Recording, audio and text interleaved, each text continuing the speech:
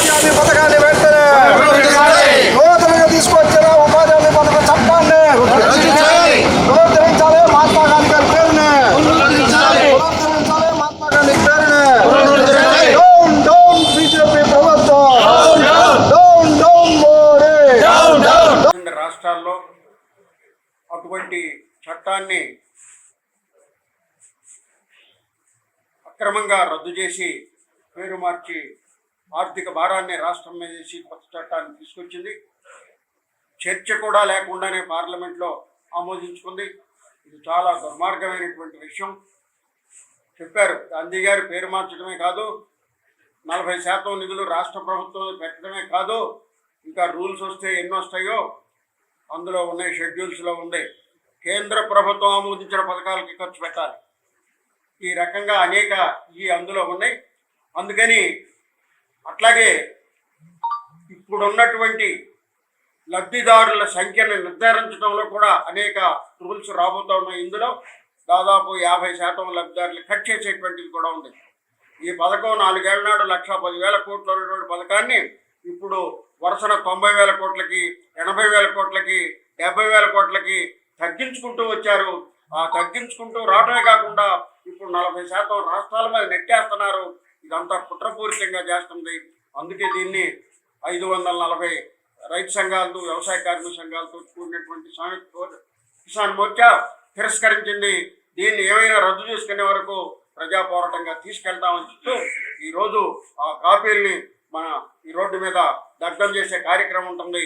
దాన్ని కూడా మీ అందరూ కవర్ చేయాలని చెప్పి కోరుతున్నాం. ప్రధాన కార్యదర్శి ఆంధ్రప్రదేశ్ రైతు సంఘం. ఇవాళ కేంద్రంలో నరేంద్ర మోడీ ప్రభుత్వం తమ ఇష్టం వచ్చినటువంటి పద్ధతుల్లో బిల్లులు తీసుకొస్తూ ఉన్నారు, ఉన్నటువంటి పథకాలని మారుస్తూ ఉన్నారు. అసలు ఎవరితో సంప్రదించకుండా,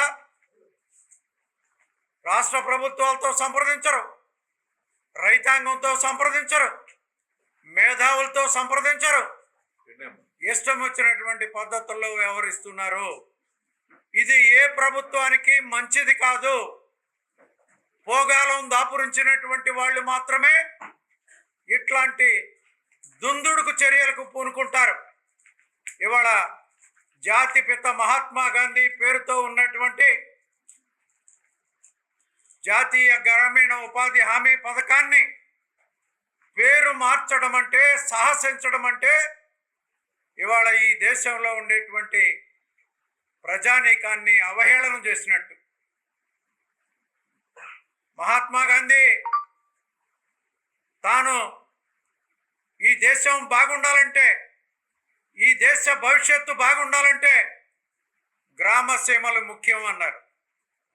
గ్రామసీమలు అభివృద్ధి చెందేటువంటి పద్ధతుల్లో ఉన్నటువంటి ఈ జాతీయ ఉపాధి హామీ పథకం ఇవాళ నిర్వీర్యం చేయటానికి, అంటే గ్రామీణ ఆర్థిక వ్యవస్థని చిన్నాభిన్నం చేసేటువంటి పద్ధతుల్లో ఇది రూపకల్పన చేయబడతా ఉంది. ఇది చట్ట రూపం ఆమోదమయ్యి రూల్స్ బయటకు వస్తే మరింతగా నష్టం జరిగేటువంటి పరిస్థితి ఉంటుంది. కాబట్టి కేంద్ర ప్రభుత్వం పునరాలోచన చేయాలి. మహాత్మా గాంధీ పేరుతో ఉండేటువంటి పథకాన్ని యథావిధిగా కొనసాగించాలి. అదేవిధంగా రాష్ట్ర ప్రభుత్వం యొక్క 40% భరించాలి అనేటువంటిది ఏ రాష్ట్ర ప్రభుత్వానికి తగినటువంటి పద్ధతి కాదు ఇది. కాబట్టి రాష్ట్ర ప్రభుత్వాల ఆమోదం లేకుండా ప్రజల యొక్క ప్రయోజనాలని తాకట్టు పెట్టేటువంటి పద్ధతుల్లో కేంద్ర ప్రభుత్వం వ్యవహరిస్తున్నటువంటి ఈ విధానాన్ని మార్చుకోవాలా. ఆ రకంగా మరి ఈ పథకాన్ని పునరాలోచన చేసి సరైనటువంటి పద్ధతుల్లో అమలు చేయాలా, ఉన్నటువంటి దాన్ని ఉన్నట్టుగా అని చెప్పి కోరుతా ఉన్నాను. అఖిల భారత రైతు కూలీ సంఘం రాష్ట్ర ప్రధాన కార్యదర్శి. ఇవాళ నరేంద్ర మోడీ ప్రభుత్వం మహాత్మా జాతీయ గ్రామీణ ఉపాధి హామీ పథకాన్ని రద్దు చేసి దాని స్థానంలో రామ్ పలికే విధంగా ఒక కొత్త పథకాన్ని తీసుకొస్తుంది.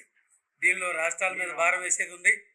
అలాగే ప్రత్యేక హోదా గురించి ఇంతకుముందే మన మిత్రులు ఒక ప్రెస్ మీట్ పెట్టారు. ప్రత్యేక ప్రత్యేక హోదా ఇవ్వాల్సిన ఆంధ్ర రాష్ట్రానికి ఇవ్వకపోగా ఇవాళ ఈ నిధుల్లో 60% మేము భరిస్తాం, 40% రాష్ట్రాలు భరించాలన్నారు. అలాగే ఉత్తరాఖండ్ కానీ, కాశ్మీర్ కానీ, ఈశాన్య భారతాలు కానీ 90% కేంద్ర ప్రభుత్వం భరిస్తూ ఉంది. అంటే ప్రత్యేక హోదా వాళ్ళకు ఉన్నట్టే కదా అని ఈ సందర్భంగా నేను గుర్తు చేస్తా ఉన్నాను. అందుకని ప్రత్యేక హోదా ఇవ్వాల్సిన ఆంధ్ర రాష్ట్రానికి హోదా ఇవ్వకపోవడం కానీ, రాష్ట్రాల మీద భారం పెంచడం కానీ, పని దినాలు తగ్గించడం కానీ, అలాగే దీనిలో జాబ్ కార్డులు తగ్గించడం కానీ, ఇటువంటి కుట్రపూరిత చర్యలకి పాల్పడి క్రమంగా ఈ పథకానికి తిలోదకాలు ఇవ్వడానికి కేంద్ర ప్రభుత్వం పూనుకుంది. అందుకే దీనికి వ్యతిరేకంగా ఈరోజు ఈ ప్రతుల్ని దగ్ధం చేయడానికి సంయుక్త కిసాన్ మోర్చా సమన్వయ సమితి నిర్ణయం చేసింది. దీనిలో మీరందరూ కూడా కవర్ చేయాలని ఈ సందర్భంగా విజ్ఞప్తి చేస్తా ఉన్నాను.